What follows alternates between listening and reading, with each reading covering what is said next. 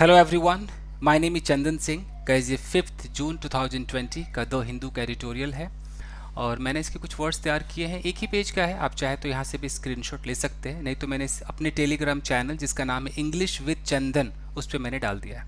आप यहाँ से ले लीजिए स्क्रीनशॉट। चलिए ठीक है, देखते हैं। गाइस, यहाँ लिखा है sky rocketing tensions. Sky rocket का मतलब होता है ऊपर की तरफ बढ़ना। टेंशन का मतलब तो आपको पता ही है, यानी कि स्काई रॉकेट, टेंशन जो है बहुत ऊपर बढ़ रहा है, एकदम आकाश में रॉकेट की तरह जा रहा है। तो स्काई रॉकेट बड़ा अच्छा वर्ड है, आप इसे स्पोकन इंग्लिश में भी यूज़ कर सकते हैं। खासकर ये यूज़ होता है जैसे किसी चीज़ का प्राइस अगर बहुत ऊपर जा रहा है तो कह सकते हैं यार vegetable price is sky rocketing, ऐसे करके बोल सकते हैं। एनीवेज, तो ये हो गया। अब देखिए, US and China must rebuild mutual trust. पहले यहीं तक देख लीजिए। यूएस और चाइना को अवश्य ही रिबिल्ड करना चाहिए। रिबिल्ड का मतलब फिर से बनाना चाहिए। क्या बनाना चाहिए? म्यूचुअल ट्रस्ट, आपसी जो भरोसा है, जो विश्वास है, उसे फिर से बनाना चाहिए। क्या करने के लिए? तो इन्फिनेटिव लगा दिया है, टू प्लस ये वर्ब की first form, to avoid a new kind of cold war. नए तरीके का कोल्ड वार ना हो जाए, उसको अवॉइड करने के लिए इनको एक म्यूचुअल ट्रस्ट बनाना चाहिए, कोल्ड वार ना हो जाए। ठीक है जी, चलिए आगे देखते हैं। द यूएस गवर्नमेंट्स डिसीजन, यानी कि यूएस गवर्नमेंट का जो फैसला है क्या करने का, to bar passenger planes, passenger planes को बार करने का। बार का मतलब रोक देना।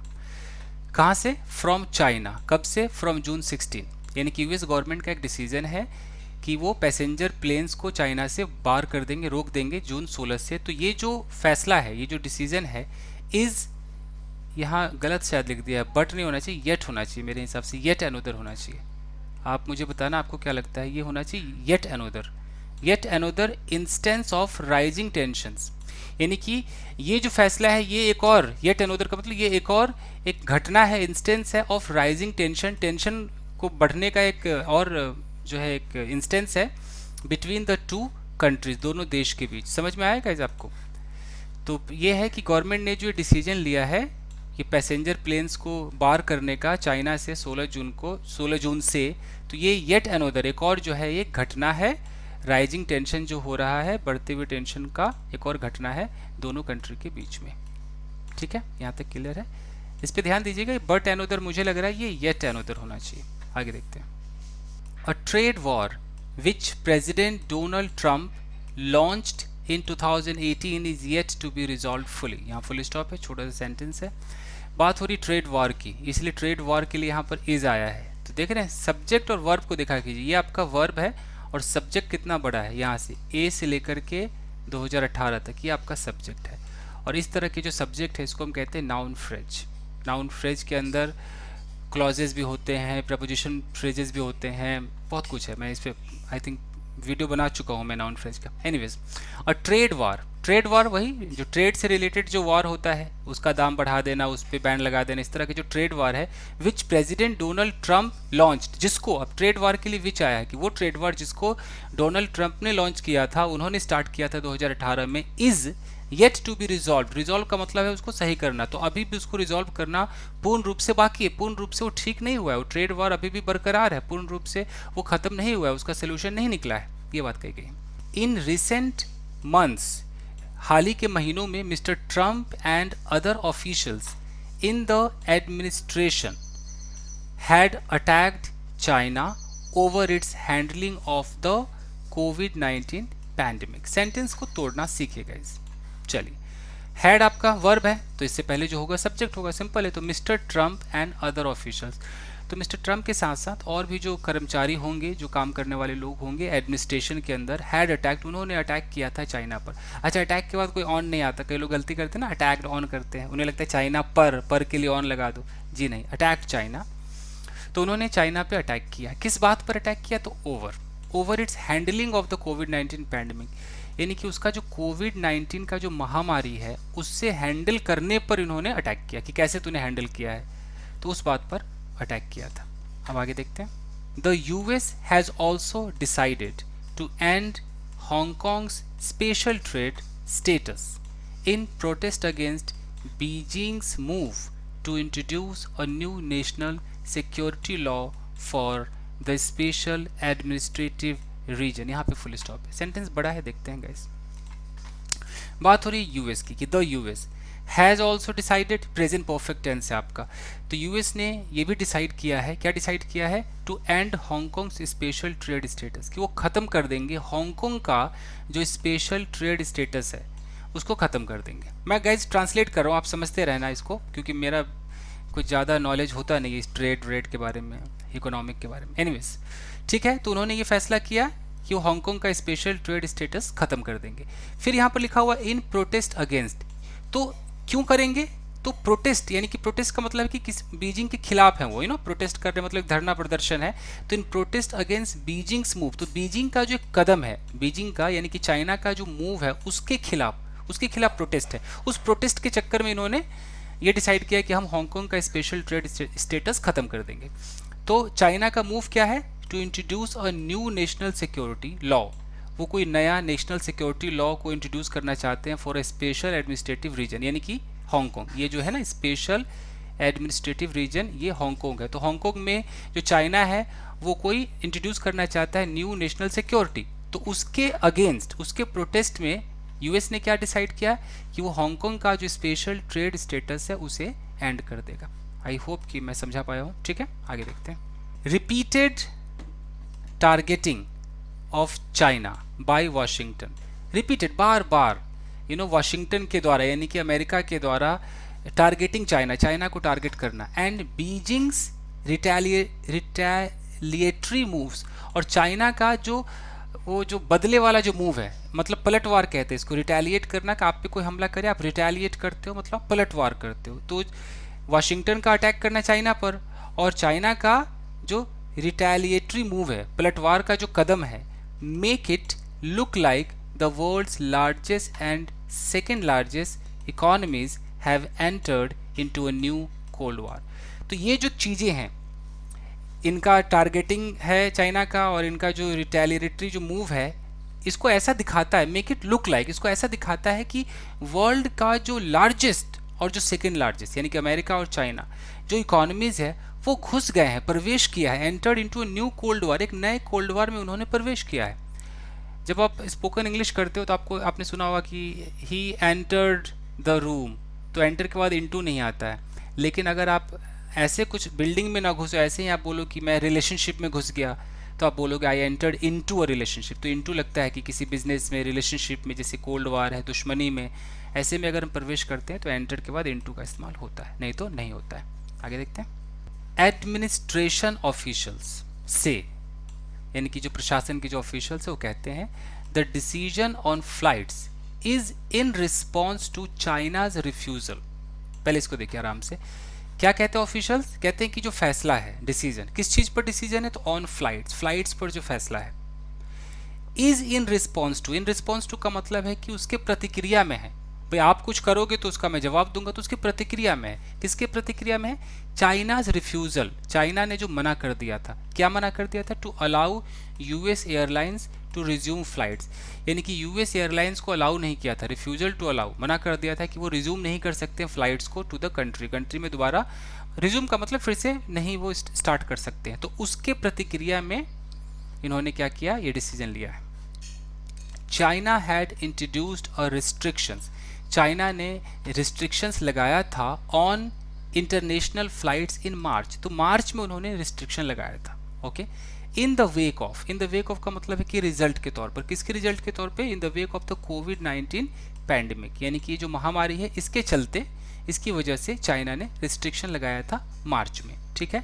And most of those curbs, और वो जितने भी उन्होंने प्रतिबंध लगाए थे, कर्ब मतलब जो प्रतिबंध है, उनमें से ज़्यादातर जो प्रतिबंध है आर स्टिल इन प्लेस, वो अभी भी बरकरार है, ये बात कही गई है। और देखते हैं डिस्प्यूट्स सच एज दिस, यानी कि जो झगड़े हैं इस तरह के, सच एज दिस मतलब इस तरह के जो झगड़े हैं, कुड बी रिजॉल्व्ड, यानी कि इसको रिजॉल्व किया जा सकता है, ये कुड बी का मतलब सकता है, प्रेजेंट की बात हो रही है। हम जब भी ऐसा अंदाजा लगाते हैं ना कि ये काम किया जा सकता है, बेशक वो फ्यूचर में किया जाएगा, तो हम अंदाजे में कुड भी लगाते हैं, क्योंकि हमें ज़्यादा पता नहीं है, हम अंदाजे में हैं। कैन भी लगाएंगे तो पॉसिबिलिटी ज़्यादा हो जाएगी।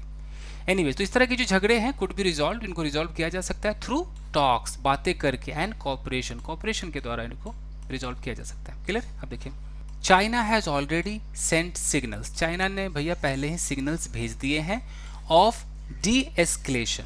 एस्केलेट का मतलब होता है ऊपर बढ़ना, और डी लग गया तो मतलब नीचे घटना, यानी कि चाइना ने सिग्नल भेजा है कि भैया अब हम बात को आगे नहीं बढ़ाएंगे। डी एस्केलेशन का सिग्नल भेजा है, क्या करते हुए? तो अलाउइंग फॉरेन एयरलाइंस, यानी कि फॉरेन एयरलाइंस को अलाउ करते हुए टू रिज्यूम फ्लाइट्स, कि भैया वो अपने फ्लाइट को रिज्यूम कर सकते हैं, फिर से फ्लाइट चालू कर सकते हैं ऑन अ लिमिटेड स्केल, एक लिमिटेड स्केल पर, एक लिमिट मात्रा में, स्टार्टिंग जून 8 से वो कर सकते हैं। तो ये अलाउ करते हुए चाइना ने क्या किया? एक संकेत दिया है, किस चीज़ का? कि हम बात को आगे नहीं बढ़ा रहे, जबकि नीचे कर रहे हैं, डी एस्केलेट कर रहे हैं। क्लियर है?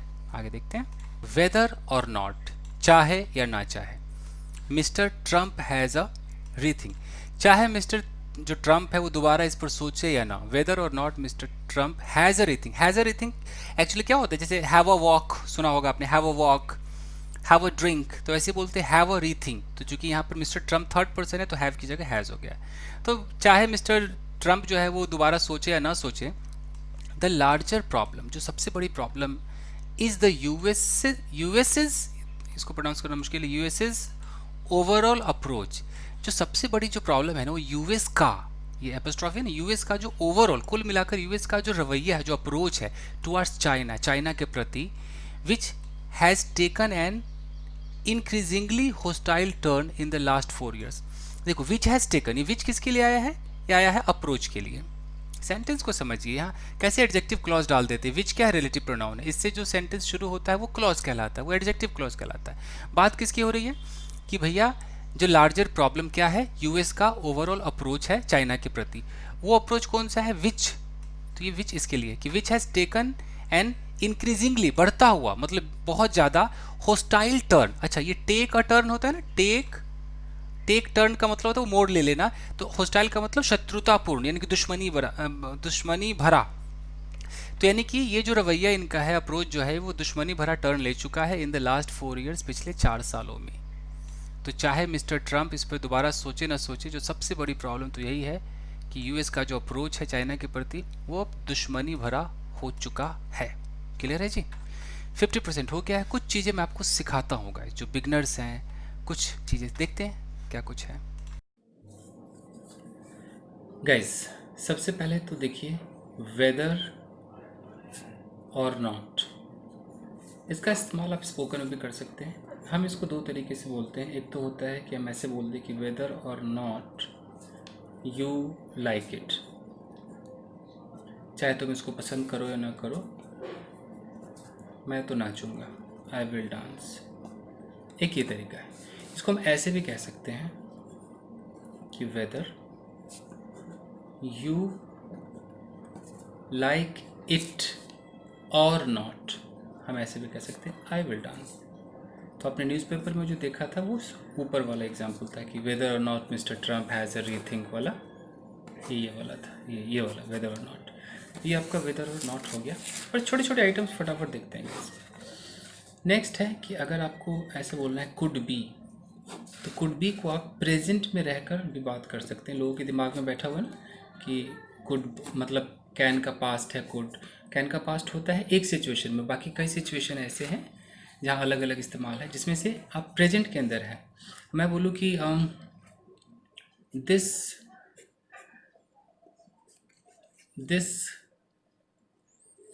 स्ट्रॉन्ग कार, कोई कार है स्ट्रॉन्ग कार, मैं this strong car could be broken. तो चूंकि कार स्ट्रॉन्ग है, फिर भी मैं कह रहा हूँ कि कुड बी ब्रोकन, यानी कि तोड़ा जा सकता है, तो बहुत ज़्यादा चांस नहीं है, तो मैंने कुड बी लगाया।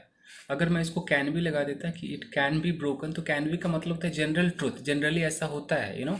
जैसे मैं बात करूँ, ध्यान दीजिएगा, जैसे एक लड़की है, ओके, और ये बहुत ही भोली भाली है, पहले से सबको पता है, तो लोगों ने कहा यार इसको तो आसानी से कजोल किया जा सकता है, इसको आसानी से पटाया जा सकता है, अपनी तरफ खींचा जा सकता है। तो अगर पता है, जनरल ट्रूथ बन चुका है, तो दिस गर्ल फिर हम कैन बी बोलेंगे, दिस गर्ल कैन बी कजोल्ड। तो कैन बी का मतलब है कि हाँ ये जनरल ट्रूथ है, हो जाता है, वेल बहुत लोगों ने कजोल किया है तो ये हो जाता है। लेकिन अगर मैं बोलूँ कि this girl could be cajole, you know, तो कुड बी का मतलब जनरल ट्रूथ नहीं है, हो सकता है हो सकता है ना हो, तो चांस है, कुड बी कजोट।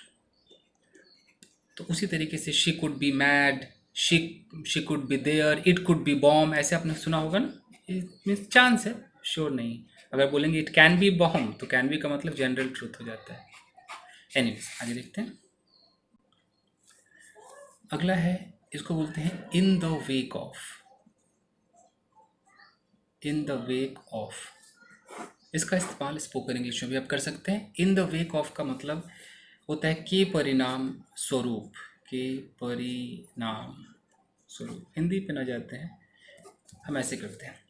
मान लीजिए कि कोई बॉम्ब ब्लास्ट हो गया, बॉम्ब ब्लास्ट हो गया कहीं पर, तो बॉम्ब ब्लास्ट हुआ, उसके बाद क्या देखने को मिला कि इस जगह पर बहुत सारे पुलिस वालों को तैनात कर दिया गया, बहुत ज़्यादा सिक्योरिटी टाइट हो गई, पहले नहीं थी, लेकिन जैसे बॉम्ब ब्लास्ट का हादसा हुआ उसके बाद ये देखने को मिला। यानी कि बॉम्ब ब्लास्ट के परिणाम के तौर पर अगर ये ना होता तो ये पुलिस वाले नहीं दिखते, तो ये परिणाम के तौर पर ये दिखे हैं।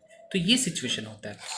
जैसे कि कोविड-19 का केस आया, तो कोविड-19 के केस में जब ये केस आ गया तो उसके बाद लोग मास्क पहन रहे हैं, ओके, मास्क पहन रहे हैं। तो ये मास्क का पहनना इसके परिणाम स्वरूप हुआ, अगर ये नहीं होता तो मास्क ज़्यादा लोग नहीं पहनते। तो इसको हम ऐसे बोल सकते हैं कि इन द वेक ऑफ कोविड-19, फिर कॉमा करके पीपल स्टार्टेड यूजिंग मास्क, वो मास्क यूज़ करने लगे। समझ में आ रहा है? तो इन द वेक ऑफ के बाद उस चीज़ का जिक्र करेंगे कि अगर ये ना होता तो फिर ये रिजल्ट भी ना होता। और देख लेते हैं कि in the wake of the earthquake के परिणाम स्वरूप people started moving to their villages. कहने का मतलब है, मैं ऐसी एग्जांपल दे रहा हूँ कि अर्थक्वेक के परिणाम स्वरूप लोग गांव जाने लगे, गांव में खुला खुला स्पेस होता है। तो ये होता है इन द वेक ऑफ, किसी चीज़ के होने पर आप क्या करते हैं उस रिजल्ट को दिखाएंगे और इन द वेक ऑफ लगाएंगे और वो कारण दिखाएंगे। आगे देखते हैं। अगला है इन रेस्पॉन्स टू। तो इन रेस्पॉन्स टू का मतलब होता है प्रतिक्रिया के तौर पर। जैसे हिंदी समझ में आया ना आया, आप इंग्लिश में देखिए कि in response to your question. अब इसका क्या मतलब है कि आपने एक क्वेश्चन पूछा, तो आपके क्वेश्चन का मैं कुछ तो प्रतिक्रिया दूंगा, रिस्पॉन्ड करूंगा, तो उसके रिस्पॉन्स के तौर पर। तो in response to your question I am writing this mail, मैं इस मेल को लिख रहा हूँ। आपने क्वेश्चन पूछा तो मैं उसके रिस्पॉन्ड में, उसकी प्रतिक्रिया में लिख रहा हूँ। तो ये होता है इन रिस्पॉन्स टू, कुछ खास नहीं। आगे देखते हैं। एक होता है seem to have. Seem to have, ये शायद आपको आगे अभी दिखाई देगा। सीम टू हैव का मतलब क्या होता है? मान लीजिए ये एक लड़का है, अब इसको देखकर ऐसा लग रहा है, जो भी इसको देखेगा ऐसा लग रहा है कि बंदा पिट गया है, ये बंदा पिट चुका है, किसी ने इसको पीटा है, ये पिट गया है। तो हम दो तरीके इसको बोलने की, तो हम कह सकते हैं कि इट सीम्स, ऐसा लगता है या लग रहा है। हम सीमिंग नहीं कर सकते हैं, अब हिंदी में जो भी समझे, लगता है, लग रहा है, प्रेजेंट को दिखाता है ये। इट सीम्स दैट, ऐसा लग रहा है, that he has been beaten. He has been beaten, ये प्रेजेंट परफेक्ट का पैसिव है कि इसको पीटा गया है। अब इसको हम न्यूज़पेपर की स्टाइल में हम कह सकते हैं कि इसी को हम ही करके उठा ले और यहाँ लगा ले ही सीम्स। तो मैं कैसे बोलूँगा? ही सीम्स टू लगाइए और यहाँ फिर कर दीजिए have been. He seems to have been beaten, यानी कि ऐसा लगता है कि इसको पीटा गया। Seems to have been beaten, ये मैं पैसिव कर रहा हूँ। मान लीजिए कोई चीज़ एक्टिव में हो, मैं बोलूँ कि इसको देखकर ऐसा लगता है कि इसने कुछ चुराया है, तो मैं कैसे बोलूँगा? He seems to have stolen something. Stolen something, ऐसा लगता है कि इसने कुछ चुराया है। तो बस अब आगे देखते हैं गाइस।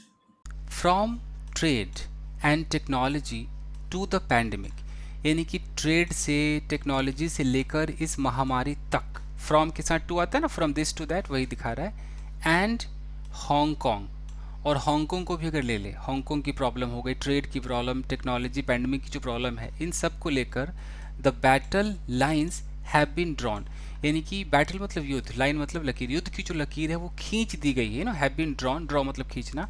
चाइना, चाइना के बाद कॉमा है, यानी कि एक रिलेटिव प्रोनाउन लगेगा, वो है which the pentagon called a revisionist power, यानी कि चाइना जिसको, यहाँ विच का मतलब जिसको पेंटागन ने कहा, पेंटागन कौन है, ये अमेरिका का है शायद, डिफेंस वगैरह का है पेंटागन। तो समझ में आ रहा है, चाइना को पेंटागन ने क्या कहा, चाइना जिसको पेंटागन ने कहा और रिविजनिस्ट पावर, उसको पुकारा, कॉल किया, किस नाम से बुलाया, रिविजनिस्ट पावर के। रिवीजन का मतलब क्या होता है कि आप बार बार पीछे घूम के देखते हो, कुछ ना कुछ संशोधन करते रहते हो, कुछ ना कुछ करते रहते हो, तो उसको रिविजनिस्ट पावर कहा है पेंटागन ने इन 2018, 2018 में। तो इज द मेन राइवल। अब फिर देख लीजिए, बात चाइना की हो रही है, हुआ क्या कि चाइना के बाद यहाँ तो आपको रिलेटिव प्रोनाउन से एक क्या कर दिया, एक एडजेक्टिव क्लॉज दिखा दिया है यहाँ तक, लेकिन अभी भी हम चाइना की बात करें तो चाइना इज, ये जो इज आप देख रहे हैं ना, ये चाइना के लिए। तो China is the main rival, सबसे बड़ा जो वो प्रतिद्वंदी है, शत्रु है of Washington, a position which the Soviet union held during the cold war. और चाइना की वो पोजीशन है, चाइना और इनकी जो पोजीशन है, विच चाइना की जो पोजीशन है कि Soviet union held during the cold war, यानी कि कोल्ड वॉर जब अमेरिका और सोवियत यूनियन का चल रहा था, तो वही हाल अभी ऐसा लग रहा है कि अमेरिका और चाइना का चल रहा है। इसको यहाँ से यहाँ तक पढ़ के आराम से समझिएगा, आगे बढ़ता हूँ। Ties between China and the US are still not as bad as they were, यानी कि जो बंधन जो है, जो रिलेशन जो है बिटवीन चाइना एंड यूएस का, are still not as bad as they were, उतना ज़्यादा बुरा नहीं है as they were between the Soviet Union and the US, जितना सोवियत यूनियन और यूएस के बीच जो टाइज जितने बुरे थे, वो अभी इन दोनों के बीच नहीं है। हो गया, US, Beijing and Washington are still economically and financially entangled. अच्छा, एंड यूएस, यहाँ लिखा है कि बीजिंग एंड वाशिंगटन, यहाँ पे फुल स्टॉप हो गया हमारा, यहाँ से सेंटेंस है कि बीजिंग एंड वाशिंगटन, यानी कि चाइना और जो अमेरिका है, आर स्टिल, वो अभी भी हैं, इकोनॉमिकली, इकोनॉमिक तरीके से देखें और फाइनेंशियली देखें तो एंटेंगल्ड है, एक दूसरे से उलझे हुए हैं। एंटेंगल का मतलब फंसे हुए, एक दूसरे से कहीं ना कहीं वो फंसे हुए हैं, निकले नहीं हैं। The world is not divided into two ideological blocks. ये जो संसार है वो डिवाइडेड नहीं है, दो जो आइडियोलॉजिकल ब्लॉक में नहीं डिवाइड हो गया कि हाँ भाई यहाँ पर इसकी आइडियोलॉजी चलेगी, वहाँ पर उसकी चलेगी, ऐसा नहीं है। एज, जैसा कि इट हैड बीन, जैसा कि वो डिवाइड हो चुका था ड्यूरिंग द कोल्ड वॉर, जब कोल्ड वॉर हुआ था सोवियत यूनियन और अमेरिका के बीच, उस वक्त तो आइडियोलॉजी जो थी वो दो भागों में बटी हुई थी। अब देखिए, the possibility of a military confrontation is very low. तो अगर ये कोई सोचे कि हाँ भाई आर्मी का आमना सामना होगा, तो वो कम चांस है। देख रहे, possibility is very low, possibility बहुत कम है, किस चीज़ का possibility, of a military confrontation, military का जो मुकाबला है, आमना सामना, उसकी जो चांस है कम है। आगे देखते हैं। But the era of corporation, लेकिन जो कॉपरेशन का जो एरा है, जो युग है, जहाँ लोग कॉपरेट करते एक दूसरे को, कॉपरेशन हो गया, पीसफुल ट्रेड, यानी कि शांति से ट्रेड हो, व्यापार हो, एंड प्रैग्मेटिज्म, प्रैग्मेटिज्म का मतलब है कि प्रैक्टिकल रहे लोग, थ्योरी ना रखे, तो जो प्रैग्मेटिज्म है, that had defined the US, that आपका रिलेटिव प्रोनाउन है कि जिसने, ये जो चीज़ें हैं जिसने डिफाइन किया था US China, that has defined US China partnership, जिसने यूएस चाइना के पार्टनरशिप को डिफाइन किया था, सिंस, कब से, सिंस प्रेसिडेंट रिचर्ड निक्सन्स रीसेट इन 1970s, जिसको मतलब जब से ये जो प्रेसिडेंट रिचर्ड निक्सन का जो रीसेट था 1970 में, अभी 1970 की बात है कि उस ये जो थे प्रेसिडेंट, इन्होंने सब रीसेट किया होगा, कुछ इनका जो पार्टनरशिप होगा। तो कहने का मतलब ये है कि the era of corporation, peaceful and trade and pragmatism, इसको अगर देखें तो आ जाइए यहाँ पर, ये जो एरा है सीम्स टू हैव, ये इस एरा के लिए सीम आया है, बाकी बस बातें क्लॉज के अंदर बातें दिखा दी गई हैं, मैं आपको समझाने की कोशिश करता हूँ। देखिए, बट द एरा, ये जो एरा है, ये जो युग है, किस चीज़ का युग है, कॉपरेशन का, यानी कि यहाँ पर आज की इस युग में कॉपरेशन होना चाहिए, पीसफुल ट्रेड और ये सब होना चाहिए। तो ये जो एरा है, seems to have made way for an aggressive leadership. तो ऐसा लगता है कि इस एरा ने क्या बना दिया है, ऐसा लगता है सी में ना, ऐसा लगता है कि इसने एक रास्ता बना दिया है, made way for aggressive leadership, कि यहाँ भाई आप अग्रेसिव लीडरशिप ही कर पाएंगे। Contest and deepening mutual mistrust. तो अग्रेसिव लीडरशिप कंटेस्ट करें, कंटेस्ट का मतलब मुकाबला, मतलब आपस में लड़े रहें, और डीपनिंग म्यूचुअल मिसट्रस्ट, और बहुत ज़्यादा जो है आपसी जो भरोसा ना हो, मिसट्रस्ट हो, ऐसा युग हो गया है। अब रही बात कि दैट से क्या चालू हुआ, लाइट भी जा चुकी है गाइस, फटाफट करते हैं। तो that had defined the US China partnership since, तो इन्होंने उस वक्त से, सिंस प्रेसिडेंट रिचर्ड निक्सॉन्स रीसेट इन 1970s, ये 1970 में जो इन्होंने कुछ, जो प्रेसिडेंट रिचर्ड निक्सन का जो एक रीसेट था, इन्होंने रीसेट किया था, फिर से सही कर दिया था यूएस चाइना का पार्टनरशिप। तो उस हिसाब से देखें तो अभी बिल्कुल हालत ख़राब है सबकी, वो बात अब नहीं है, अब एरा बदल गया है। आई होप कि मैं थोड़ा बहुत आपको समझा पाया हूँ। आगे देखते हैं, कई बार हिंदी करना बहुत मुश्किल होता है। आगे देखते हैं। लाइट जा चुकी है, यूपीएस भी आवाज़ कर रहा है। And with mister Trump desperately looking for an enemy, और मिस्टर ट्रम्प जो है वो बहुत बुरी तरह डेस्परेट होकर के, हताश होकर के, लुकिंग फॉर एन एनिमी, को दुश्मन की तलाश कर रहे हैं, to blame for the misfortune, उस मिसफॉर्चून के लिए ब्लेम करने के लिए, दैट फेल ऑन अमेरिका, जो अमेरिका पे जो मिसफॉर्चून आके गिरा है, जो दुर्भाग्य गिरा है इन एन इलेक्शन ईयर, इस इलेक्शन के साल में, तो उसके लिए एनिमी को ढूंढ रहे कि भैया आप किस पर ये सब फोड़ा जाए। That has been battered by the pandemic, और जो पैंडमिक के द्वारा बहुत ही चोट पहुंचाया गया, बैटर का मतलब होता है आघात करना, चोट पहुंचाना, यानी कि जो इलेक्शन ईयर जो है इसको चोट पहुंचाया गया इस महामारी के द्वारा। And the deepest economic downturn, और बहुत बड़ा जो एक गिरावट इकोनॉमी में आ गया है, सिंस द ग्रेट डिप्रेशन, जो बहुत बड़ी मंदी आई थी, tension with China are expected to skyrocket in the coming months. फिर से समझाने की कोशिश करता हूँ आपको।